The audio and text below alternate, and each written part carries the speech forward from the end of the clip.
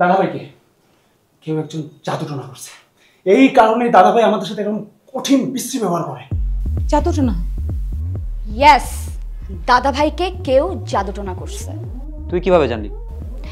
আমি তো এই ব্যাপারে অনেক রিসার্চ করছি, বুঝছিস।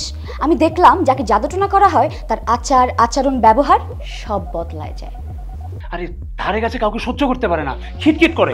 আর যাকে পাশে পায় তার সাথে খারাপ আচরণ। হ্যাঁ হ্যাঁ, একা একা অন্ধকার ঘরে বসে কার সাথে যেন কথা বলে, আর সবার সাথে এত খারাপ ব্যবহার করে যেন সবাই তার থেকে দূরে সরে যায়। কিন্তু সে কিন্তু এটা ইচ্ছা করে করে না, কারণ তার উপর জাদুটনা করা হয়েছে, তাই সে এমন করে। কি বলিস, ভয়াবহ ব্যাপার।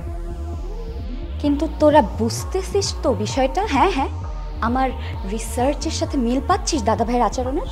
সবই বুঝলাম, কিন্তু এটা কে করলো?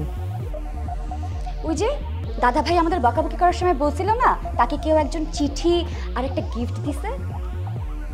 হ্যাঁ, লুনা আপা। লুনা আপা? কিন্তু লুনা আপা কেন জাদুটনা করবে? আরে আরে ব্যাপারটা তো খুবই সিম্পল। লুনা আপা বরাবরই উচ্চভিলাষী একজন ছিল, রাইট? আমাদের দাদাভাইয়ের তো এখন আল্লাহর রহমতে ধন সম্পত্তি সবই আছে, কিন্তু সেটা লুনা আপার চোখে লাগছে।